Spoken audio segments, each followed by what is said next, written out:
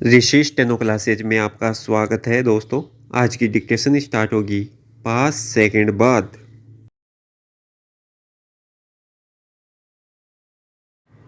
वनों की कटाई मनुष्य द्वारा जंगलों का परिष्करण है विराम। लगातार बढ़ती मानव आबादी कृषि कोमा औद्योगिक कोमा आवासीय कोमा वाणिज्यिक कोमा शहरों और अन्य उद्देश्यों के लिए पृथ्वी पर भूमि की आवश्यकता को बढ़ा रही है कोमा, जिसमें स्थायी रूप से वन हटाना शामिल है विराम। एक समय था कोमा जब हमारी पृथ्वी हर जगह जंगलों से आच्छादित थी कोमा, लेकिन अब के दौर में कुछ गिने चुने जंगल ही मौजूद हैं विराम। वनों की कटाई आज समाज और पर्यावरण के लिए प्रमुख वैश्विक समस्या के रूप में खड़ी हो रही है विराम। यह ग्रह के लिए एक गंभीर दंड की तरह है और इस ग्रह पर जीवन के अंत का संकेत देता है विराम। जंगलों की नियमित कटाई से जलवायु कोमा पर्यावरण कोमा जैव विविधता कोमा पूरे वातावरण के साथ साथ मानव के सांस्कृतिक और भौतिक अस्तित्व पर खतरा पैदा हो रहा है विराम पैदा। कुछ लालची लोग जंगल बेचकर अधिक पैसा कमाने के लिए जंगलों को काट रहे हैं और वन्य जीवों और मानव के लिए खतरा बढ़ा रहे हैं विराम। जंगली जानवर पलायन कर रहे हैं और मर रहे हैं विराम। मूल वनस्पति और जीवों का नुकसान पर्यावरण को नकारात्मक रूप से बदल रहा है और मानव जीवन को परेशान कर रहा है विराम। सबसे महत्वपूर्ण यह है कि जानवरों का प्राकृतिक आवास नष्ट हो रहा है कोमा, जिसके चलते कुछ अन्य क्षेत्रों में पलायन कर रहे हैं या मानव क्षेत्रों में प्रवेश कर रहे हैं या मर रहे हैं विराम। हमें जानवरों के अभयारण्य को बचाने के लिए वनों को काटने से रोकने या पौधों को संरक्षित करने के लिए पेड़ों को संरक्षित करने की आवश्यकता है कोमा, ताकि भविष्य में यहाँ जीवन को बचाने के लिए पर्यावरण के प्राकृतिक चक्रों को बनाए रखा जा सके विराम। कार्बन डाइऑक्साइड गैस की मात्रा को कम करने के साथ साथ ताज़ा और स्वस्थ ऑक्सीजन प्राप्त करने के लिए वनों का संरक्षण भी आवश्यक है विराम पैदा। किस्से कोमा कहानियाँ हमारे जीवन का अभिन्न अंग है विराम। कहा जा सकता है कि व्यक्तित्व के निर्माण की नींव में बचपन में सुने किस्सों का भी बड़ा योगदान रहता है विराम।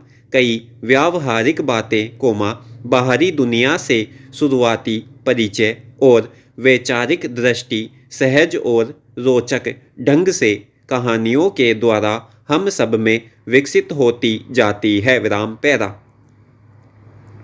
बचपन में अक्सर हम सभी ने एक बच्ची की कहानी अलग अलग रूप में सुनी और पढ़ी है कोमा, जिसके साथ उसके परिवार के सदस्यों का ही रवैया बहुत निर्मम रहता है विराम। बचपन में खेलने पढ़ने की उम्र में ही घर के बहुत सारे कामों और जिम्मेदारियों का बोझ निर्दयता से नन्ही बच्ची पर डाल दिया जाता है विराम। सभी काम अच्छे से करने के बाद भी मुश्किल से ही उसे रूखी सूखी रोटी मिल पाती और स्नेह की जगह अपमान के कुछ शब्द विराम।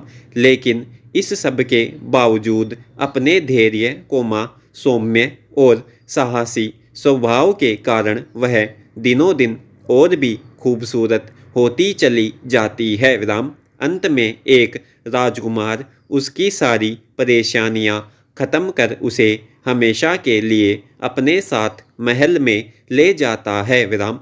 लड़की राजकुमार के साथ खुश और संतुष्ट दिखाई देती है विराम पैदा।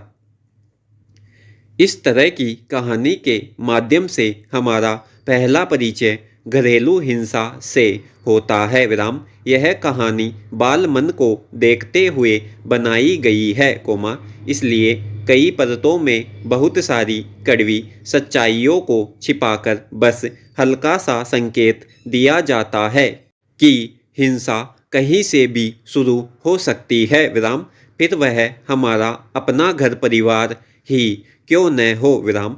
असल जीवन में यह घटना किसी भी उम्र की स्त्री के साथ घटित हो सकती है विराम। कहानी का अंत आशा और विश्वास जरूर जगा सकता है कोमा, लेकिन वास्तविक जीवन में यह इतना खुशनुमा नहीं हो सकता विराम पैरा।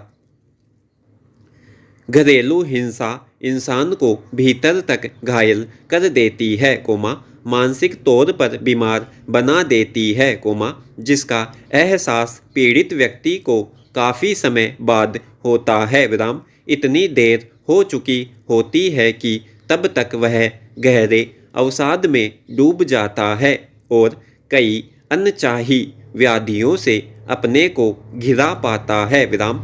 इस तरह की हिंसा करने वाले लोग कोई अन्य नहीं कोमा, बल्कि कई बार पीड़ित के अपने परिवार के सदस्य ही होते हैं विराम। जबकि पारंपरिक सोच और उम्मीद यह होती है कि परिवार के सदस्य हमेशा हमारा बेहतर ही सोचते हैं विराम।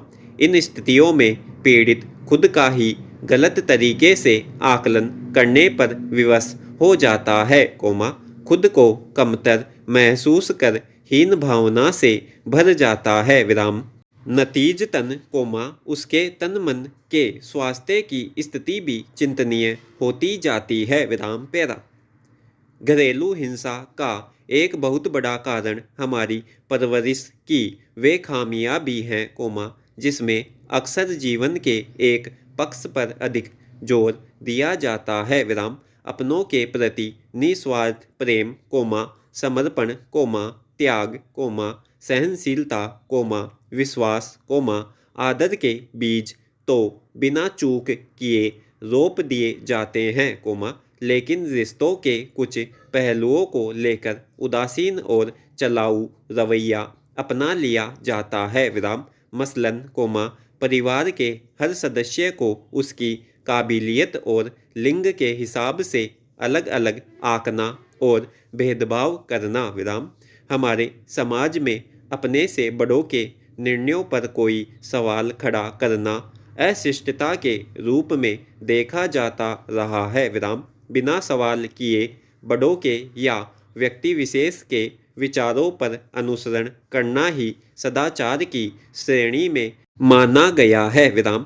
खुद के विचारों के प्रति आस्था रखना और आत्मसम्मान को अक्सर उतना महत्व नहीं दिया जाता कोमा, जो जीवन में सफलता कोमा, आत्मबल और खुशियों का प्रमुख आधार है विराम पैरा।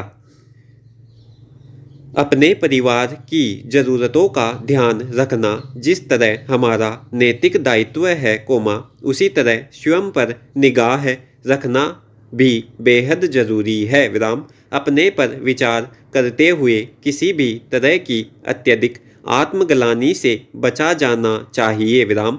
जब तक हम खुद का ध्यान नहीं रखेंगे कोमा, तब तक हम दूसरों का भी ध्यान नहीं रख सकते विराम।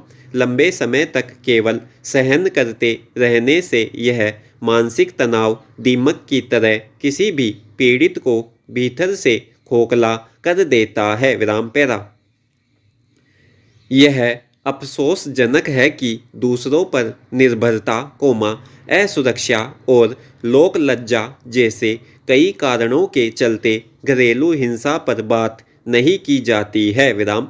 सबसे पहले हमें खुद की और खुद के जीवन की जिम्मेदारी लेनी होगी विराम।